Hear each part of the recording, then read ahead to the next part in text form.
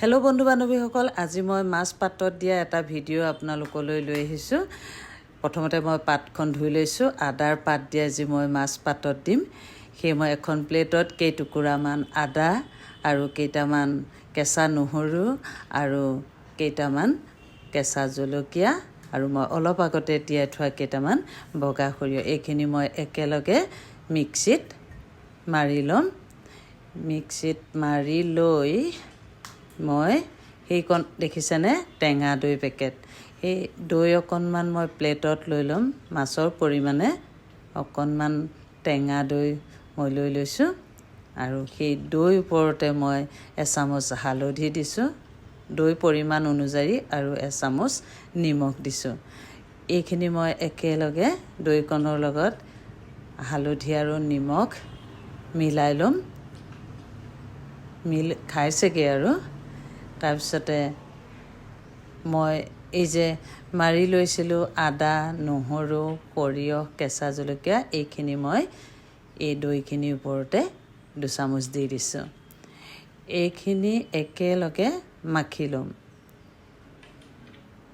মাখি লৈ এয়া মই লৈছোঁ 4টা মাছ আদাৰ পাত। আদাৰ পাতখিনি কাটি ল'ব লাগিব খুন্দিবলৈ। মই গিলাচ এটাতেই খুন্দিছোঁ, আপোনালোকে খুন্দনাটো পিচি ল'ব পাৰিব, কিন্তু মানে মিক্সিত মাৰিলে ইয়াৰ চেণ্টটো কম আহে বুলিয়েই মই সেই আদাৰ পাতটো এনেকৈ সৰুকৈ কাটি লৈ খুন্দি ল'ম। এতিয়া খুন্দনা মাৰিয়ে খুন্দি লৈ এয়া মই খুন্দি লৈ ইয়াতে সেই আদা, নহৰু আৰু দৈত সৰিয়হ সকলো মিলাই থোৱা সেই পেষ্টটোত মই অকণমান মিঠাতেল দি আদা পাতখিনি সানি লৈছোঁ। একেলগে গোটেইখিনি সানি ল'ব লৈ এতিয়া এয়া চাওক, দেখিবলৈ খুব ধুনীয়া লাগিছে, কালাৰটো সম্পূৰ্ণ মিল খাইছেগৈ আৰু এনেকৈ আপোনালোকে মিলাই ল'ব। এতিয়া মই এই কলপাতখন অকণমান গেছত দি লেৰেলাই ল'ম, নহ'লে মাছটো দিলে আকৌ কলপাতখন ফাটি থাকিব। কলপাত বিশেষকৈ পাতখন চনকা হৈ আছে। লেৰেলাই লৈছোঁ মই, লুটিয়াই লুটিয়াই গোটেই পাতখন লেৰেলাই লৈছোঁ, কাৰণ মই 4টা মাছ বনাম বুলি লৈছোঁ। পাতখিলা ডাঙৰেই লাগিব, পাতৰ কালাৰটো চেঞ্জ হৈ গৈছেগৈ আৰু পাতখন লেৰেলাওঁতেনেই চেণ্ট এটা ওলাইছে, সেইটোৱেই ভাল লাগিছে, কিন্তু মাছটো দিলে চাগে কিমান ভাল লাগিব। পাতখন সম্পূৰ্ণ লেৰেলিছেগৈ, হ'লগৈ লেৰেলাই। এতিয়া পাতখন লেৰেলাই হোৱাৰ পিছতে মই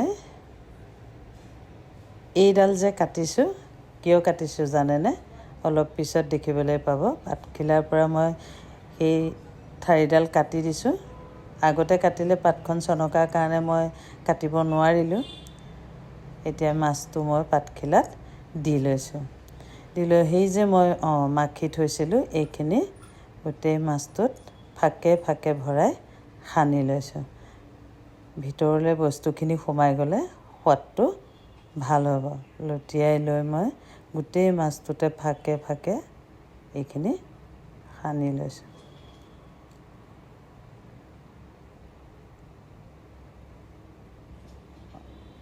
অলপ সৰহকৈ সানি দিছোঁ, নহ'লে সোৱাদটো নুঠিব মাছৰ ভিতৰলৈ, তাৰ মছলাখিনি যাব লাগিব।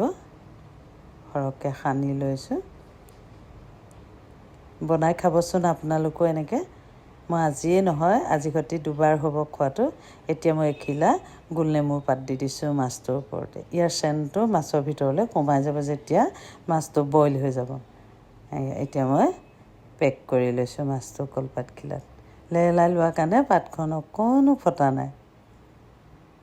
দুইফালে পেক কৰি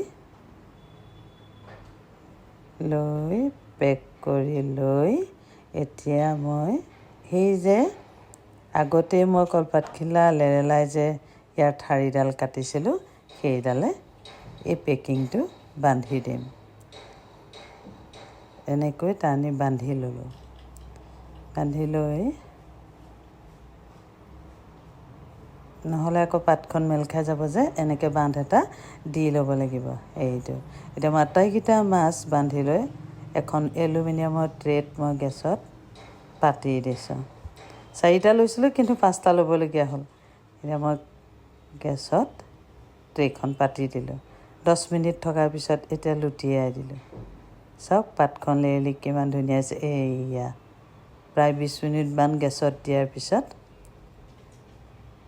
ধুনীয়াকৈ সিজি গ'ল এতিয়া মই খুলি দেখুৱাম আপোনালোকক চাব মাছটো কালাৰ কেনেকুৱা হ'ব এয়া খুলিছোঁ